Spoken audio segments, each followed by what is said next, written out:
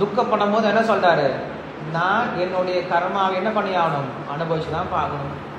கண்டிப்பாக உப்பு சாப்பிட்டா தண்ணி குடிச்சு தான் ஆகணும் இல்லையா. Every action has equal and opposite reaction. இதுதான் மனுஷங்க புரிஞ்சிக்க மாட்டேங்கிறாங்க, பெரிய இஷ்யூ ஆக்கிட்டாங்க இல்லையா.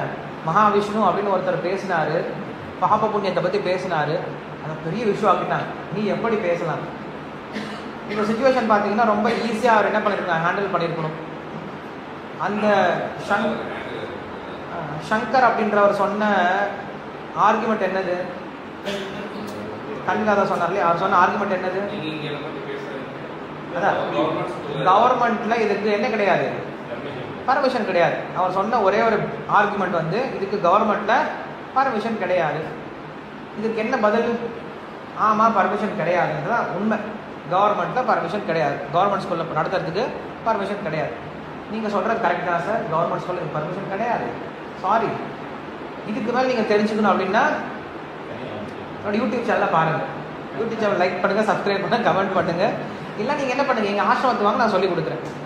எடுத்த டாபிக் மேபி தப்பாக இருக்கலாம், சாரி. உங்களை புண்படுத்திருந்தேன், சாரி. அதோட என்ன பண்ணியிருக்கலாம், ப்ராப்ளத்தையே சால்வ் பண்ணியிருக்கலாம். ஆனால் அவர் பண்ணல. அவருக்கு ஈகோ வந்த மாதிரி இவருக்கு ஈகோ வந்துருச்சு. என்னை எப்படி ஒரு கேள்வி கேட்கலாம், நான் பதில் சொல்லியாத ஆகணும் அப்படின்னு இவருக்கு ஈகோ வந்ததுனால அங்கே ஈகோ கிளாஷ் தான் ஏற்பட்டு, வேறு ஒன்றும் கிடையாது.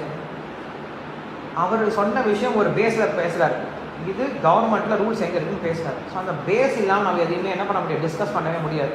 பேஸ்லெஸ்ஸாக பேசி ஒரு பிரயோஜனம் கிடையாது. ஆர்குமெண்ட்டை நம்ம எதையுமே எஸ்டாப்ளிஷ் பண்ண முடியாது. அடுத்த கொஸ்டின், பாப்பம் இருக்கா புண்ணியம் இருக்கா, பாப புண்ணியம் இருக்கா இல்லையா அப்படிங்கிறது அடுத்த கொஸ்டின். அதுக்கு வந்து என்ன பண்ண, நம்ம ஒரு பேஸு கொண்டு போகணும். சரி சார், நீங்கள் பாப புண்ணியம் இல்லைன்னு சொல்லி சொல்கிறீங்கல்ல, எதை பேஸை வச்சு சொல்கிறீங்க, பாப புண்ணியம் இல்லைன்னு எதை பேஸ் பண்ணி சொல்கிறீங்க அப்படின்னு கொஸ்டின் கேட்டால் அவங்க என்ன சொல்லலாம், கடைசியாக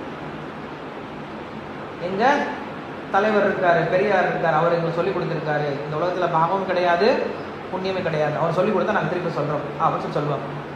அப்போ நம்ம என்ன சொல்லணும், உங்களுக்கு ஒரு பெரியவர் சொல்லிக் கொடுத்துருக்காரு பாப்பம் இல்லை புண்ணியம் இல்லைன்னு சொல்லிட்டு, எங்களுக்கு நிறைய பெரியவங்க சொல்லிக் கொடுத்துருக்காங்க. யார், வியாசர்லேருந்து ஆரம்பித்து சங்கரர்லேருந்து ஆரம்பித்து ராமானுஜர் வரைக்கும், திருவள்ளுவர் முதல் கொண்டு ஆழ்வார்கள் நாயன்மார்கள் இல்லையா, இல்லை எத்தனையோ திருமூலர் தான் சொன்னார் இல்லையா.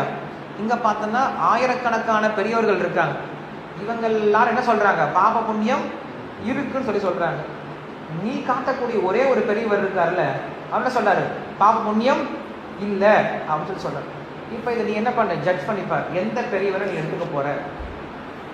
இவ்வளோ பெரியவங்க சொல்கிறது முட்டாள் அப்படின்னு சொல்லி விட்டுட்டு இவரை சொல்கிறதா எடுத்துக்க போறியா. இவருடைய கிரெடிபிலிட்டி என்ன, இவர்கிட்ட என்ன கிரெடிட்ஸ் இருக்குது, இவருடைய குவாலிட்டிஸ் என்ன இருக்குது, இவங்ககிட்ட என்ன குவாலிட்டிஸாக இருக்குது, ரெண்டு என்ன பண்ணலாம் கம்பேர் பண்ணி நம்ம நீங்களே எடுத்துக்கோங்க சொல்லி விட்டுடலாம். சாய்ஸில் அவங்ககிட்ட விட்டுடலாம்.